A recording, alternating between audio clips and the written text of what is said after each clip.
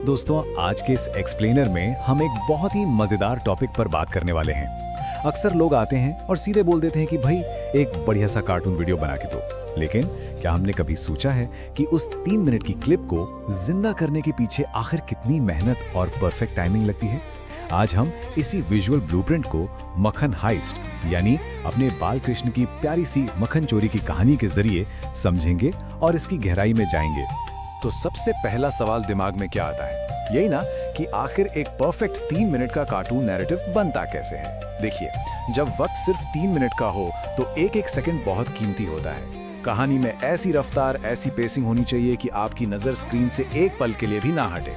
और यही सबसे बड़ा चैलेंज होता है जिसे एक बेहतरीन स्क्रिप्ट और उसका स्ट्रक्चर पूरा करता है। आइए देखते हैं इस ब्लूप्रिंट के 4 मेन स्तंभ।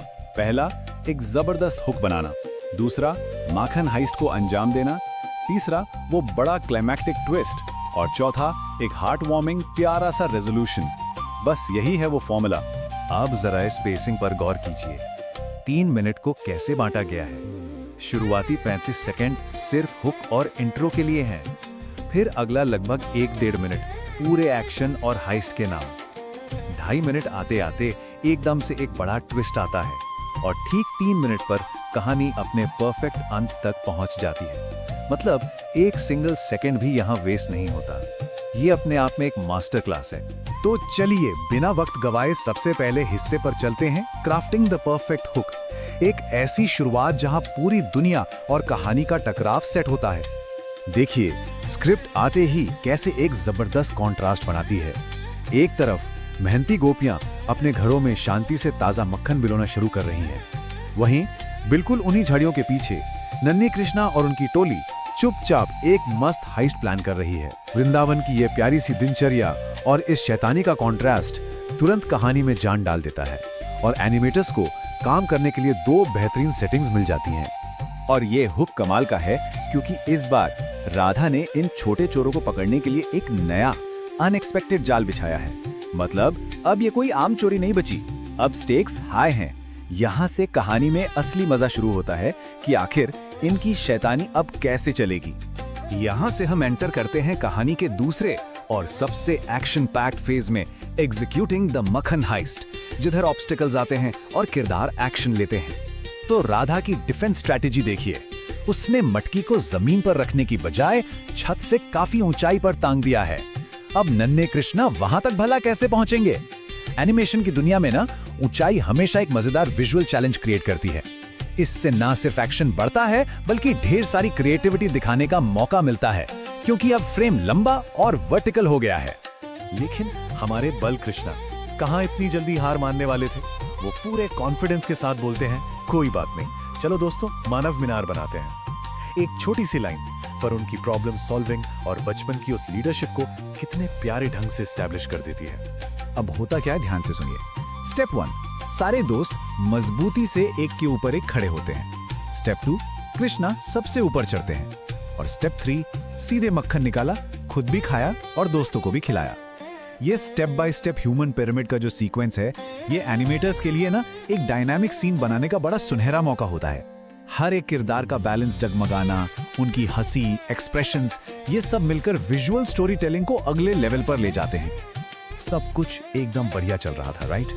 पर अब हम पहुंचते हैं 2.5 मिनट मार्क पर और यहां आता है द क्लाइमैक्टिक ट्विस्ट। और अचानक से सब पलट जाता है। सुदामा का पैर फिसलता है और एक जोर की धड़ाम आवाज के साथ पूरी मानव मीनार जमीन पर ढेर। शोर सुनकर राधा तुरंत रसोई में दौड़ी चली आती है और उन सब को मक्खन से सने हुए चेहरों के साथ रंगे हाथों पकड़ लेती है। सोचिए, कुछ ही सेकंड्स के अंदर पूरी कहानी का मोमेंटम पलट गया और कॉमेडी और क्योस का परफेक्ट मिक्स बन गया। अब राधा गुस्से में कमर पर दोनों हाथ रखे खड़ी है और धमकी क्या मिल रही है कि यशोदा मैया से अभी तुम्हारी शिकायत करती हूँ। ये एकदम से टेंशन वाला मोमेंट है। ऐसा लगता है कि अब तो बस कृष्णा बुरी तरह फंस गए। सीन में डर भी है और कॉमिक टाइमिंग भी कमाल की है। और ठीक इसी पॉइंट पर आता है कहानी का सबसे मजेदार जवाब। कृष्णा बड़ी बड़ी मासूम आंखों में आंसू भरकर कहते हैं, नहीं राधा, मैंने मक्खन थोड़ी खाया है, मैं तो बस मटकी में से मक्खी निकाल रहा था। ये इमोशनल पिवट कितना ब्रिलियंट है। एक इतना भोलापन और मासूमियत भरा झूठ जिस पर कोई चाहकर भी गुस्सा नहीं कर सकता। सारी टेंशन एक सेकंड में हवा हो जाती है।